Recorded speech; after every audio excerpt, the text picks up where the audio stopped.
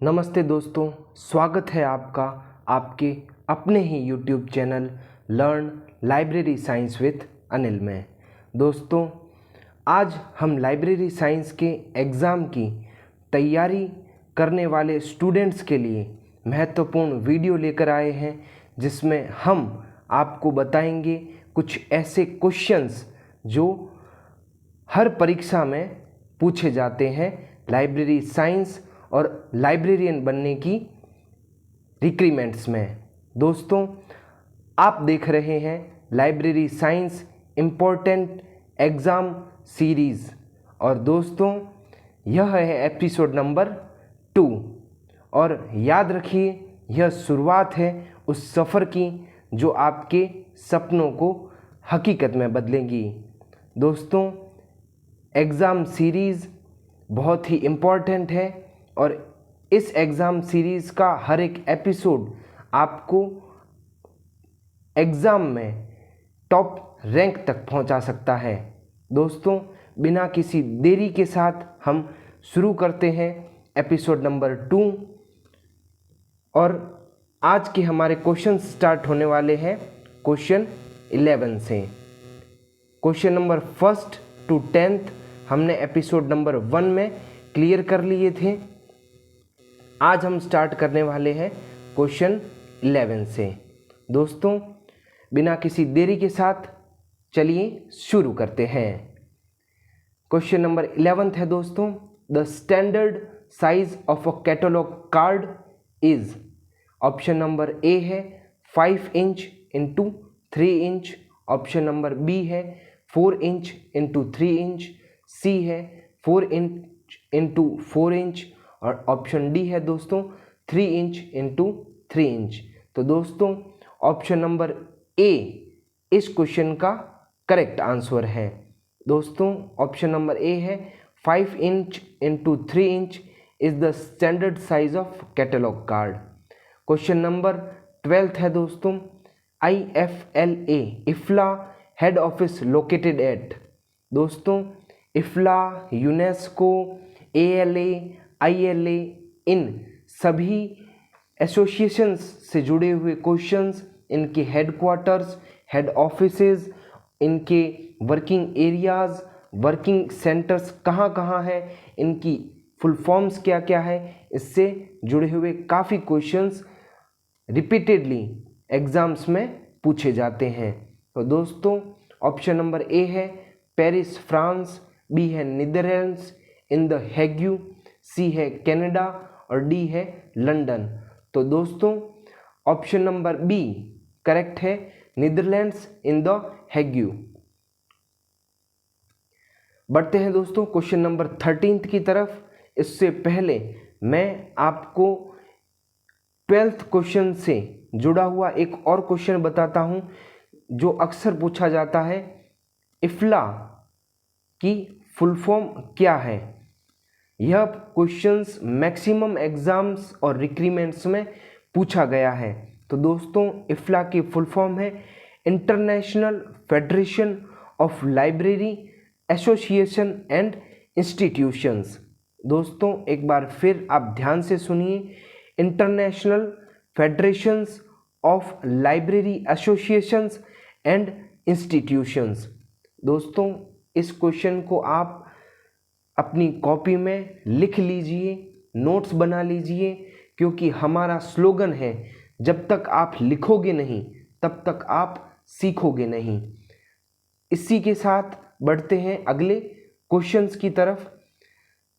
Question number 13 है दोस्तों, the head office of Indian Library Association ILA is.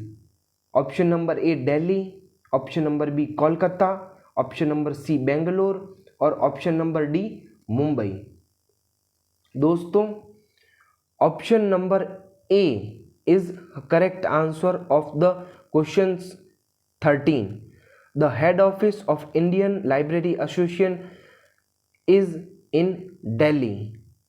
मैंने आपको ये क्वेश्चन 12th बताते हुए ही बता दिया था कि इस प्रकार के क्वेश्चंस काफ़ी पूछे जाते हैं। क्वेश्चन नंबर 14 की तरफ बढ़ते हैं दोस्तों। क्वेश्चन नंबर 14 है, the word archive is most relevant to. जो आर्चीव वर्ड है वो उपरोक्त दिए हुए ऑप्शंस में से किससे ज़्यादा रेलेवेंट है? ऑप्शन नंबर ए है दोस्तों हिस्टोरिकल मटेरियल, ऑप्शन बी है national bibliography, option number C है free of charge, option number D है फैमिली मेंबर्स। दोस्तों करेक्ट ऑप्शन है ऑप्शन नंबर, जी हाँ दोस्तों, करेक्ट ऑप्शन है हिस्टोरिकल मटेरियल। जो आर्चीव वर्ड है वो हिस्टोरिकल मटेरियल्स से मोस्ट रेलेवेंट है। इसका विस्तृत हिंदी में मैं इसका आपको अनुवाद बताता हूँ और इसका अर्थ बताता हूँ। आर्चीव्स को कहते हैं अभिलेखागार। अभिलेखागार उन दस्तावेज़ों, रिकॉर्ड्स और उनकी जानकारी का संग्रह करता है जो ऐतिहासिक, कानूनी, प्रशासनिक और ऐतिहासिक दृष्टि से महत्वपूर्ण होते हैं। और अभिलेखागार जो इसके अतिरिक्त और इसके उपरोक्त जो दस्तावेज आते हैं, अभिलेखागार से जुड़े हुए जो ऐतिहासिक, कानूनी, प्रशासनिक और ऐतिहासिक दृष्टि से जो दस्तावेज होते हैं, इनका मुख्यतः उपयोग शोध में किया जाता है। अभिलेखागार का संबंध इतिहास से होता है और यही हमारा इस प्रश्न का उत्तर है। अभिलेखागार का संबंध इतिहास, अभिलेख प्रबंधन और सूचना विज्ञान से होता है। तो दोस्तों आपको क्वेश्चन नंबर 14 अच्छे से समझ आ गया होगा। दोस्तों यह कंटेंट बहुत ही वेरीफाइड और बहुत ही ट्रस्ट और वर्दी तरीके से आप सभी स्टूडेंट्स के लिए आगामी भर्तियों में देखते हुए यह कंटेंट बनाया गया है। आगामी भर्तियां UGC net, librarian 3rd grade vacancy RSSB, Gujarat PSC और भारत की हर लाइब्रेरी साइंस से जुड़ी हुई लाइब्रेरियन वैकेंसी से पिछले सालों और मुख्य क्वेश्चंस, इम्पोर्टेंट क्वेश्चंस के कलेक्शन से यह कंटेंट बनाया गया है। तो आप इस कंटेंट के एक भी क्वेश्चंस को मिस मत करना और अपने नोटबुक में नोट्स ज़रूर बनाना। मैं आपको बार बार दोहरा रहा हूँ और हमारा यह स्लोगन भी है, जब तक आप लिखोगे नहीं तब तक आप सीखोगे नहीं। बढ़ते हैं दोस्तों क्वेश्चन नंबर 15 की तरफ। वो है the word referral service is most relevant to. Option number A database search service, option number B inter library loan, option C information scouting, option number D retrospective searching. दोस्तों इसका correct option है information scouting. बढ़ते हैं दोस्तों option number 16 की तरफ। Option number 16 है, माफ़ी चाहूँगा दोस्तों, क्वेश्चन नंबर 16 और उनके ऑप्शन की हम बात करेंगे। क्वेश्चन नंबर 16 है which of the following is a library management software. Question number 16 एक लाइब्रेरी मैनेजमेंट सॉफ्टवेयर से जुड़ा हुआ है। बढ़ते हैं ऑप्शंस की तरफ। लिप्सिस 7, ई प्रिंट्स, जुमला, द्रुपल, यह सब सॉफ्टवेयर है, लेकिन इन सभी ऑप्शंस में से लाइब्रेरी मैनेजमेंट सॉफ्टवेयर कौन सा है? उसका करेक्ट आंसर है दोस्तों ऑप्शन नंबर ए लिप्सिस 7। बढ़ते हैं दोस्तों क्वेश्चन 17 की तरफ, जो है which of the following is an open source software. Option number A e Granthalaya, B SOUL 2.0, C Koha और D LibSys 7। Open source software जो है दोस्तों उसका करेक्ट ऑप्शन है इस क्वेश्चन का क्वेश्चन नंबर 17 का ऑप्शन नंबर सी कोहा। कोहा is an open source software. बढ़ते हैं दोस्तों क्वेश्चन नंबर 18 की तरफ, जो है which of the following is an secondary source of information. Secondary source, tertiary source और प्राइमरी सोर्स, इन तीनों सोर्स, प्राथमिक स्रोत, द्वितीयक स्रोत और तृतीयक स्रोत, इनसे जुड़े हुए काफ़ी प्रश्न पूछे जाते हैं लाइब्रेरी साइंस और लाइब्रेरियन की रिक्वायरमेंट्स में। दोस्तों ऑप्शन नंबर ए है जर्नल, ऑप्शन नंबर बी है क्वेश्चन नंबर 18 का ऑप्शन नंबर बी है text book, option number C है बिब्लियोग्राफी ऑफ बिब्लियोग्राफी और ऑप्शन नंबर डी है बिब्लियोग्राफी। दोस्तों करेक्ट ऑप्शन है इसका text book is an secondary source of information. बढ़ते हैं दोस्तों क्वेश्चन नंबर 19 की तरफ। फर्स्ट जनरेशन कंप्यूटर्स यूजेज ए micro processor, B transistors, C integrated circuits और ऑप्शन नंबर डी है दोस्तों thermodynamic values of vacuum tubes और इलेक्ट्रॉनिक वॉल्व्स। दोस्तों इस क्वेश्चन का करेक्ट ऑप्शन है option number D thermodynamic values और वैक्यूम ट्यूब्स और इलेक्ट्रॉनिक वॉल्व्स। बढ़ते हैं दोस्तों क्वेश्चन नंबर 20 की तरफ। क्वेश्चन नंबर 20 है दोस्तों Shannon and Weaver is related to. Option number A psychobiology of language and introduction of dynamic philosophy. Option number B है दोस्तों information is data of value to discussion making.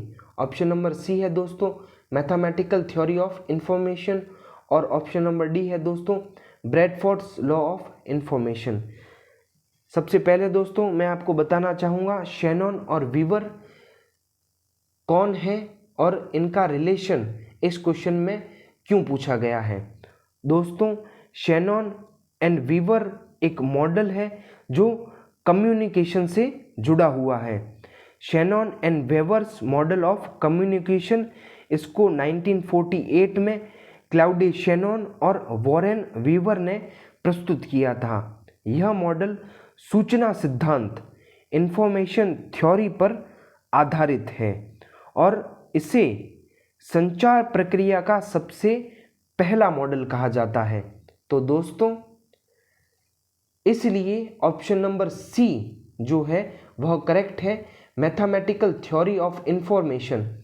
इस model के अलग अलग subjects और अलग अलग थ्योरीज इन्होंने प्रतिपादित की थी, इन्होंने यहाँ एग्जीक्यूट की थी और इन थ्योरीज को एक्सप्रेस किया था। उन्हीं में से एक थ्योरी है मैथमेटिकल थ्योरी और यह सिद्धांत ही इंफॉर्मेशन और कम्युनिकेशन से जुड़ा हुआ है, तो मैथमेटिकल थ्योरी ऑफ इंफॉर्मेशन। तो दोस्तों क्वेश्चन नंबर 20 का करेक्ट ऑप्शन है option number C Shannon and Weaver's related to mathematical theory of information. दोस्तों एपिसोड नंबर 2 यहीं समाप्त होता है और दोस्तों इस सीरीज़ का हर एक सवाल आपको सिलेक्शन के और नज़दीक लेके जाएगा। अगर आपने ये सीरीज़ फॉलो कर ली तो आपके लाइब्रेरी साइंस सब्जेक्ट के सिलेबस की हर एक यूनिट के इम्पोर्टेंट क्वेश्चन की तैयारी तो पूरी होगी ही और आपको यह सीरीज़ ले जाएगी टॉप रैंक तक।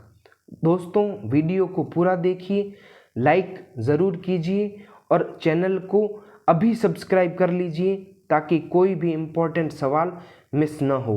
और दोस्तों बेल आइकन को प्रेस करना ना भूलें, क्योंकि आप बेल आइकन को प्रेस करेंगे तभी आपको इस चैनल से जुड़ी हुई हर एक रियल टाइम और इंस्टेंट इन्फॉर्मेशन तुरंत मिलेगी, वह भी बिना किसी देरी के साथ। दोस्तों अगर आपने इस सीरीज़ को फॉलो कर लिया तो न सिर्फ आपका रिवीजन होगा बल्कि एग्ज़ाम में सटीक जवाब देने का कॉन्फिडेंस भी मिलेगा। और दोस्तों कमेंट में ज़रूर लिखना रेडी फॉर सक्सेस।